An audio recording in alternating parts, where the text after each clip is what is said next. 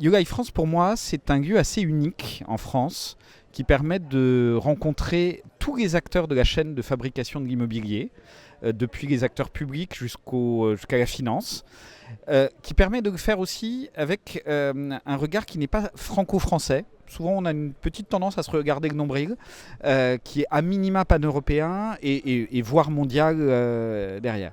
Et ça, c'est très très important. Alors même quand on est un acteur public, Grand Paris Aménagement, on ne va pas intervenir en Chine, à Singapour ou aux États-Unis. Mais c'est important quand même de nous nourrir de ce qui se fait ailleurs, de la manière dont les acteurs raisonnent. Et ça, pour ça, on a besoin de se rencontrer. Et moi, j'ai été très frappé. J'ai découvert Yugai il y a 11 ans maintenant.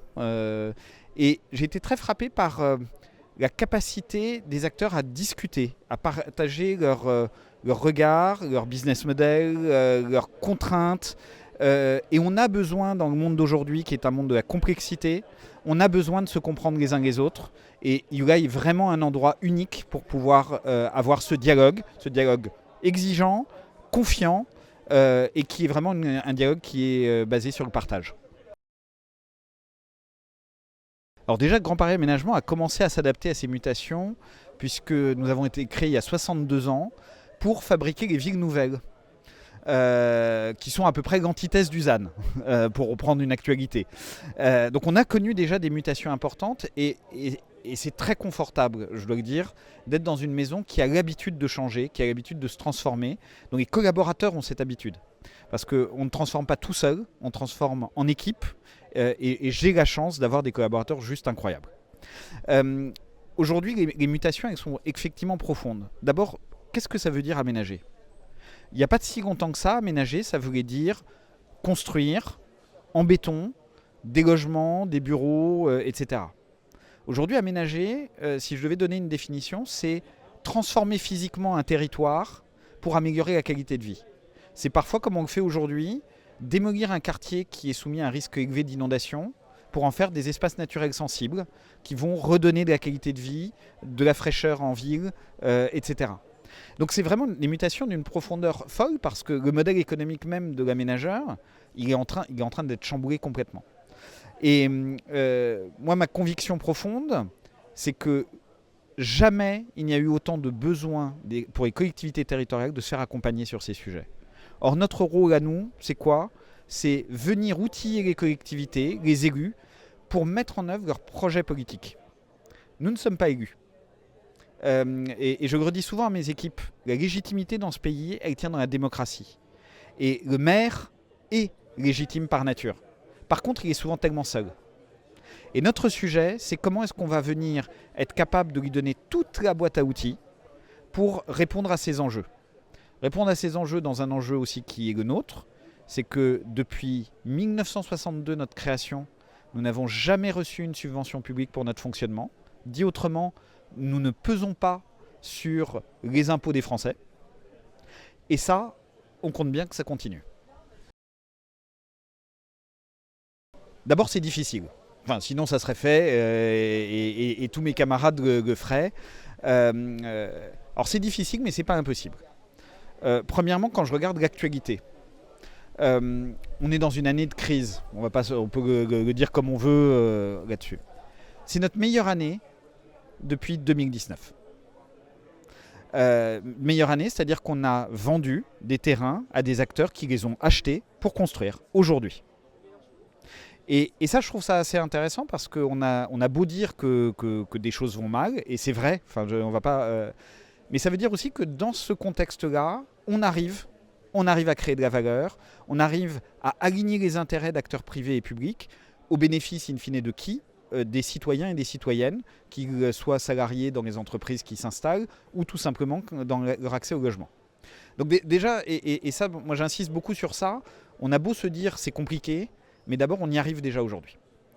Deuxièmement, pour inventer un business model, il faut toujours revenir aux fondamentaux. C'est quoi le besoin ? Moi je suis très frappé par l'aventure de Tesla. On la connaît tous. Qu'est-ce que veut faire Tesla ? Qu'est-ce que veut faire Elon Musk ? C'est démocratiser l'énergie solaire.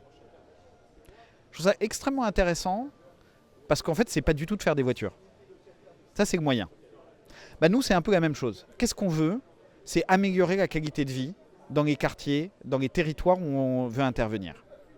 Et pour y arriver, avant, on achetait du foncier, on posait des réseaux, on vendait des charges foncières à des promoteurs qui construisaient pour se débarrasser le plus vite possible de leurs actifs immobiliers. Aujourd'hui, ça va continuer à exister, c'est pas complètement mort, mais ça ne suffit plus. Ce matin, j'avais une joie extraordinaire.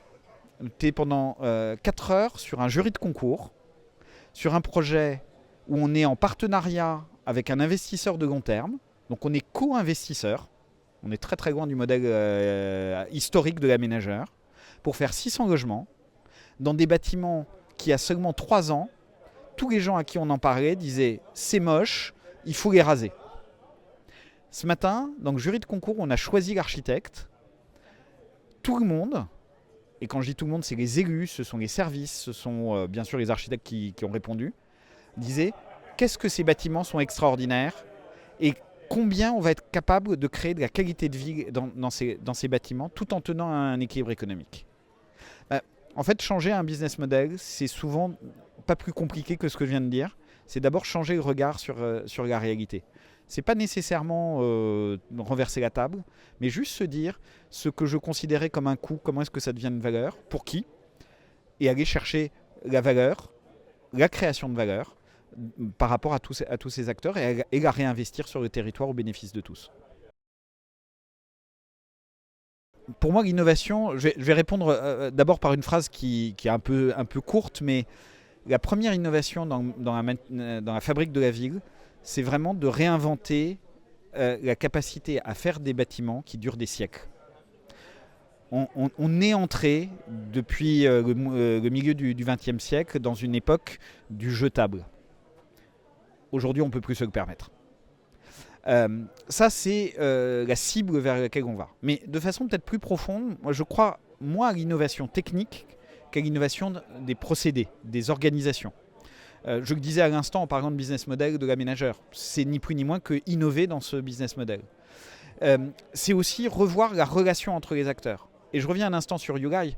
Jamais je n'aurais été capable de comprendre comment va raisonner un investisseur de long terme sur le projet que j'évoquais il y a quelques instants si je n'avais pas côtoyé des investisseurs, compris qu'ils ne raisonnaient pas comme moi. Et c'est là où on a besoin de décloisonner.